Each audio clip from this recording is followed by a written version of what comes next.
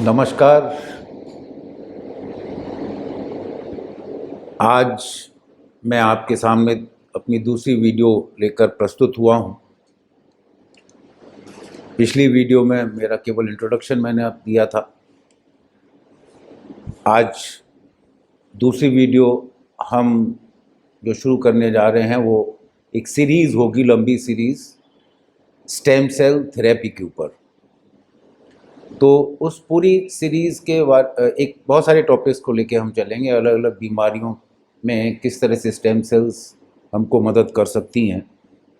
और मैं अपना एक्सपीरियंस भी शेयर करूंगा, जो मेरा पिछले 11 साल का स्टेम सेल थेरेपी का एक्सपीरियंस है, किस प्रकार के मरीजों को मैंने ट्रीट किया, क्या सक्सेस रेट रही, क्या स्टेम सेल थेरेपी में कोई नुकसान है, क्या उसकी कोई साइड इफ़ेक्ट्स हैं। ये सारे जो सवाल हैं, उसकी कॉस्टिंग, इन सब चीज़ों पे हम लोग विस्तार से डिजीज़ वाइज बात करेंगे। लेकिन आज मैं आपके सामने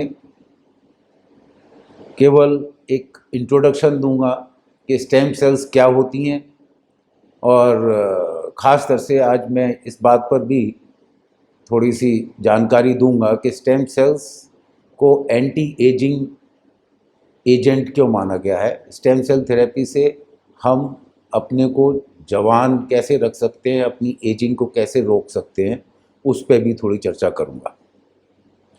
सबसे पहले मैं बताना चाहता हूं कि स्टेम सेल्स क्या होती हैं।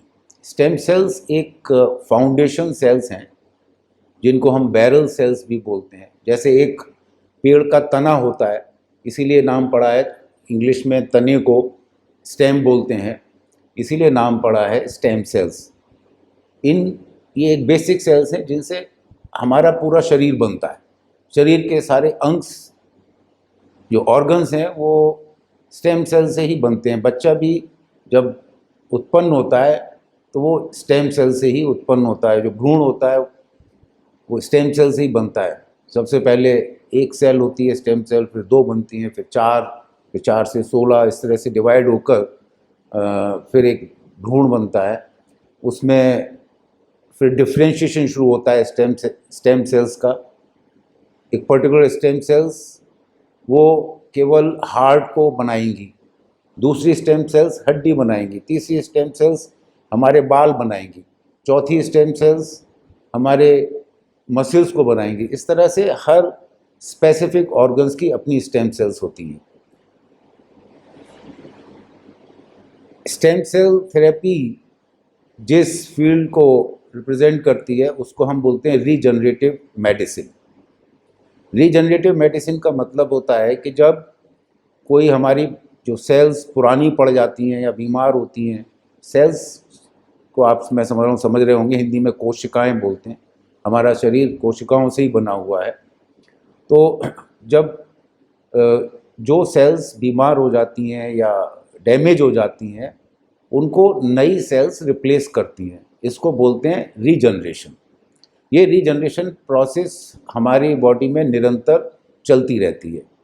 हमारे शरीर में 2 ऐसे ऑर्गन्स हैं या ऐसे सेल्स हैं, जैसे एक लिवर सेल्स और दूसरी ब्लड सेल्स, जो लगातार हर क्षण ब्लड सेल्स मरते रहते हैं और नए ब्लड सेल्स बनते रहते हैं। इसी प्रकार लिवर सेल्स भी मरती रहती हैं और नई बनती रहती है। आपने सुना होगा लिवर सिरोसिस जैसी बीमारी का नाम।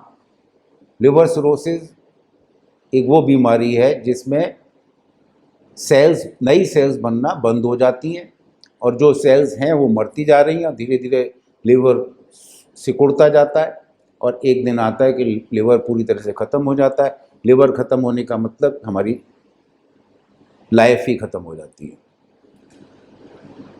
इस पे हम विस्तार से जब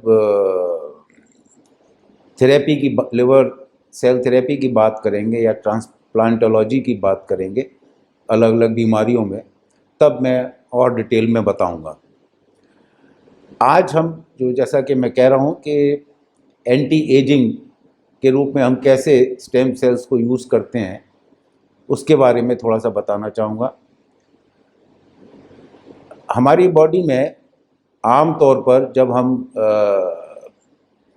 बच्चे होते हैं, जब पैदा होते हैं, तो 10,000 से हमारे शरीर में 10,000 सेल में से एक स्टेम सेल होती है। फिर थोड़ा हम जब बड़े होते हैं तो वो करीब 10 गुनी कम हो जाती हैं स्टेम सेल्स हमारे शरीर में। जब हम करीब 50 साल के होते हैं तो 5 लाख पर एक स्टेम सेल होती है, जो कि जन्म होते समय 10,000 पर एक स्टेम सेल्स थी, अब 5 लाख पर एक स्टेम सेल्स रह जाती है।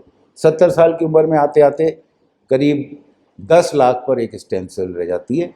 इसीलिए हमारा शरीर जो है उसमें बुढ़ापे के लक्षण आने लगते हैं और हम धीरे धीरे बूढ़े होने लगते हैं। आज स्टेम सेल के मार्फत हम लोग इस प्रोसेस को, एजिंग प्रोसेस को रोक सकते हैं। आपको शायद पता हो ना पता हो, हमारे बहुत सारे सेलिब्रिटीज़, फिल्म एक्टर्स, इवन बड़े बड़े पॉलिटिशियंस, वो लोग रेगुलरली स्टेम सेल्स ट्रीटमेंट लेते हैं ताकि वो जवान और स्वस्थ बने रहें। आज के समय में नो डाउट स्टेम सेल्स की कीमत बहुत ज़्यादा है, क्योंकि ये कोई दवा नहीं है, ये एक नेचुरल सेल्स हैं जो कि लैब में बनाए जाते हैं और फिर आपके शरीर में उनको ट्रांसप्लांट किया जाता है। देखिए, एक बहुत ही टीडियस प्रोसेस है और इसमें काफ़ी इन्वेस्टमेंट भी होता है, समय भी लगता है, इसलिए स्टेम सेल्स आज की डेट में काफ़ी महंगी हैं। अब थोड़ा सा हम बात करते हैं एजिंग। एजिंग क्या है? एजिंग, जैसे कि आम तौर पे हम लोग ये सोचते हैं कि आंखों के नीचे रिंकल्स आने लगे, बाल सफ़ेद होने लगे या शरीर थोड़ा सा लुंज पुंज होने लगा, केवल यही चीज़ सोचते हैं कि ये एजिंग है।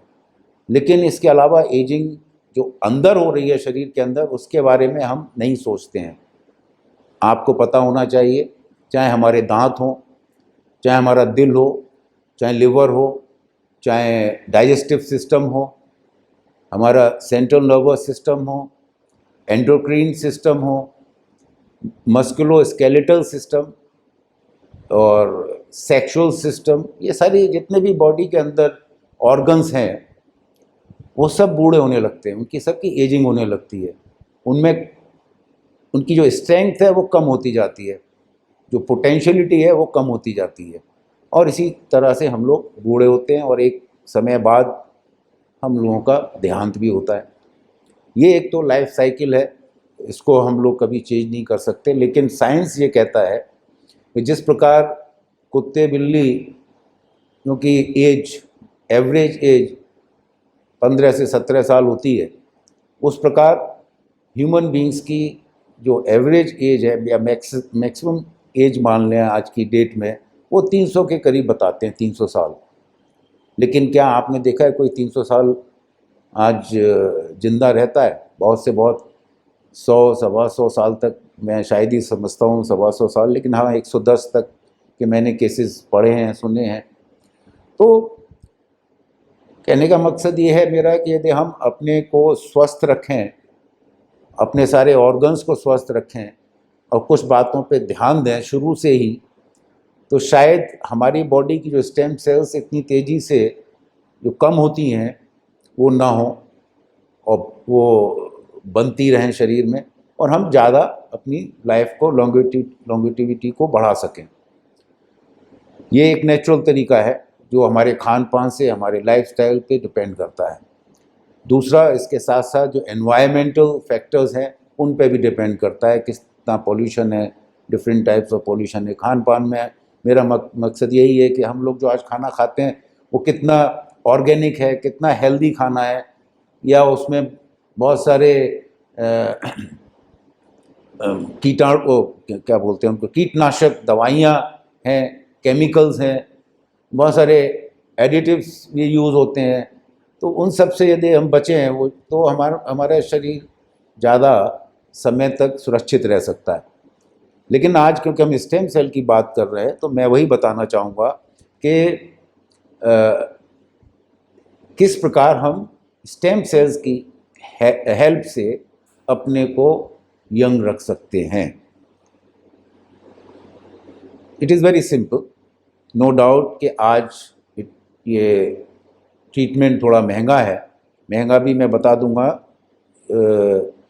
बहुत से लोग जो अफोर्ड कर सकते हैं उनके लिए तो ये नॉर्मल बात है। एक कहीं मैंने कुछ साल पहले एक यूक्रेनियन टीवी आर्टिस्ट को कहते हुए सुना था कि मैं साल में $10,000 खर्च करती हूँ अपनी हेल्थ पे, स्टेम सेल्स ट्रीटमेंट लेती हूँ, जो कि मेरे लिए कोई बहुत ज़्यादा नहीं है, और I keep my self young. India में भी आज की डेट में यदि रुपयों में देखें तो इतना ही खर्चा आता है स्टेम सेल ट्रीटमेंट का पर ईयर। लेकिन ज़रूरी नहीं कि आप पर ईयर कराएं, 3-4 साल में भी आप करा सकते हैं stem cell treatment, that also works. अब जैसे अभी मैं थोड़ी देर पहले बोल रहा था कि हमारी बोन्स हैं, जॉइंट्स हैं, मसल्स हैं, ये भी आपने देखा होगा जहाँ एज ज़्यादा होती जाती है तो लोगों को जॉइंट्स में पेन होने लगता है, चलने में दिक्कत होने लगती है। उसका कारण मैं पहले बता ही चुका हूँ कि कारण वही है कि जब हम पैदा होते हैं उस समय 10,000 सेल्स पर केवल एक स्टेम सेल होती है, और फिर जब थोड़ा और बड़े होते हैं तो वो 10 गुना और कम हो जाती हैं। 50 साल की उम्र तक आते आते 5 लाख पर एक स्टेम सेल होती है, 70 साल की उम्र पे आते आते 10 लाख सेल्स पर एक स्टेम सेल्स होती है। स्टेम सेल्स कम होती जाती हैं और हम बुढ़े होते जाते हैं। इस एजिंग को रोका जा सकता है, उसके बारे में थोड़ा मैं बता ही चुका हूँ। और स्टेम सेल से कैसे रोका जा सकता है वो मैं थोड़ा सा यहाँ बताऊँ कि जो हमारे बॉडी में स्टेम सेल्स हैं डिफरेंट पार्ट्स में होती हैं। ब्लड में भी स्टेम सेल पाई जाती हैं, एडिपोज टिश्यू में स्टेम सेल्स पाई जाती हैं, स्किन से भी स्टेम सेल्स लेते हैं।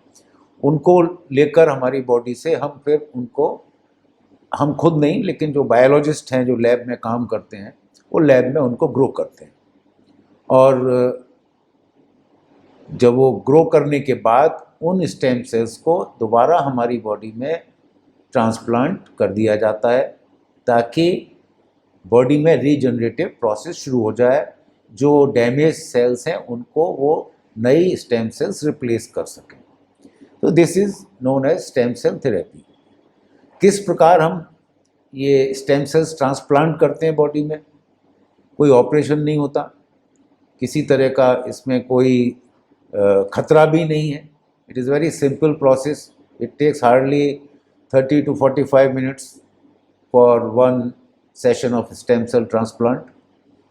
तो इनको यूजुअली जो टाइप्स ऑफ सेल्स हैं उस पर डिपेंड करता है। मीज़ेंकिमल सेल्स जो होती हैं उनको तो हम इंट्रावीनस रूट से ट्रांसप्लांट करते हैं। बाकी जो कल्चरल लाइन होती हैं, जो डिफ्रेंशिएटेड सेल्स होती हैं, उनको सबक्यूटेनस रूट से इंट्रोड्यूस करते हैं। स्टेम सेल ट्रांसप्लांट में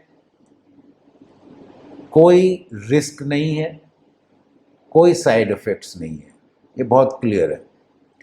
अब बात आती है, बहुत से लोग आजकल आपने देखा होगा कि जब बच्चा पैदा होता है तो उसकी अम्बिलिकल कॉर्ड को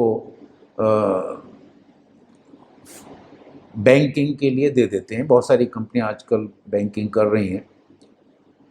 क्या वो यही कहा जाता है कि इन स्टेम सेल्स को आप बैंक कर दीजिए, जो उनको फ्रीज़ करके रखा जाता है 20 से 21 साल तक, शायद वो ड्यूरेशन बता रहे हैं, उससे ज़्यादा प्रिजर्व कर भी नहीं सकते, और ताकि कभी आपको ज़रूरत पड़े तो उन स्टेम सेल्स का आप इस्तेमाल कर सकें। लेकिन मेरी राय ये है कि ये बैंकिंग कराने की कोई ज़रूरत नहीं है।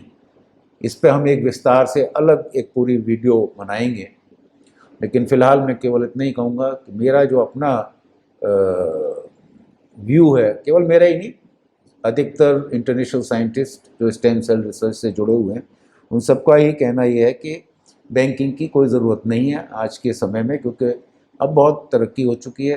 अभी जैसा मैंने बताया कि आपकी बॉडी से ही स्टेम सेल्स ली जा सकती हैं, तो उनको प्रिजर्व कराने की बचपन में कोई ज़रूरत नहीं। जब वैसे भी 20 साल तक वो प्रिजर्व होती हैं, 20 साल के बाद फिर 20 साल तक तो वैसे कोई ख़ास बीमारियां होती भी नहीं हैं उस यंग एज में। तो ओवरऑल हम स्टेम सेल से रिलेटेड ही डिफरेंट डिजीज़ पर, डिफरेंट इश्यूज़ पर आगे आने वाली वीडियो में चर्चा करेंगे। ख़ास तर से जो नेक्स्ट वीडियो में बनाने जा रहा हूँ वो कोविड-19 से रिलेटेड है। बहुत से लोगों को कोविड-19 हुआ फर्स्ट फेज़ में या सेकंड फेज़ में, अभी पेंडेमिक चल ही रहा है, ख़त्म नहीं हुआ। थर्ड फेज़ के बारे में कहा जाता है कि शायद अक्टूबर नवंबर में थर्ड फेज़ आए ना आए वो सेकेंडरी बात है, लेकिन जो ऑलरेडी लोग कोविड से ग्रसित हो चुके हैं, बहुत से घर पे ही ठीक हो गए, बहुत से लोग हॉस्पिटलाइज हुए फिर ठीक हुए, और आप लोगों को पता ही है कि सेकंड फेज़ में क्या हालात थे। बहुत लोग हमारे नज़दीकी करीबी हम लोगों को छोड़ के चले गए। इट वॉज़ वेरी बहुत दुखदायक समय था, उसको मैं याद भी नहीं करना चाहता हूँ। ओवरऑल जो लोग बीमार हुए उस समय और ठीक हो गए, आज भी उनको बहुत सारी प्रॉब्लम्स हो रही हैं, जिसको हम कहते हैं पोस्ट कोविड कॉम्प्लिकेशंस। ठीक है, बहुत सारे पेशेंट्स आ रहे हैं आजकल और इस तरह के कॉम्प्लिकेशंस देखने को मिल रहे हैं। किसी को हेडेक की प्रॉब्लम आ रही है, हार्ट से रिलेटेड प्रॉब्लम आ रही है, बाल झड़ रहे हैं बहुत सौ के, और लंग्स की प्रॉब्लम तो ऑब्वियसली जिनकी लंग अफेक्टेड हुई थी कोविड-19 से, वो बहुत सारे पेशेंट्स अभी भी रिकवर नहीं कर पा रहे हैं। तो इस टॉपिक पर मैं अगली वीडियो बनाने जा रहा हूँ, लेकिन उसको बनाने से पहले मेरा आप सबसे निवेदन है, आग्रह है कि प्लीज़ मुझे अपनी क्वेरीज़ और क्वेश्चंस ज़रूर भेजें ताकि मुझे वीडियो बनाने में आसानी हो। आमतौर पे मुझे लगता है बहुत सारी इन्फॉर्मेशन जो मैं सोचता हूँ कि शायद आप सबको पता होगा, यदि मुझे मालूम है तो आपको भी पता हो, ज़रूरी नहीं होता, लेकिन क्वेरीज़ आएंगी तो मुझे आसानी होगी वो सारी इन्फॉर्मेशन आपके सामने लाने की। इसी के साथ आज की वीडियो वैसे ही बहुत लंबी हो गई है, मैं आगे नहीं खींचना चाहता, और मैं अगली वीडियो में फिर से आपके सामने हाजिर होऊंगा। लेकिन जाते जाते मैं सबसे पहले उन सभी को धन्यवाद देना चाहता हूं, अपने सारे व्यूअर्स को, जिन्होंने मेरी पहली वीडियो देखकर ही बहुत सारे लोगों ने सब्सक्राइब किया है, लाइक किया है, कमेंट्स भी भेजे हैं। इससे मेरी हौसला अफजाई होती है, हिम्मत बढ़ती है, ताकि मैं आगे आपके पास फ्रीक्वेंटली आता रहूं, नए नए टॉपिक्स पर चर्चा होती रहे आपसे। धन्यवाद, थैंक यू, नमस्कार।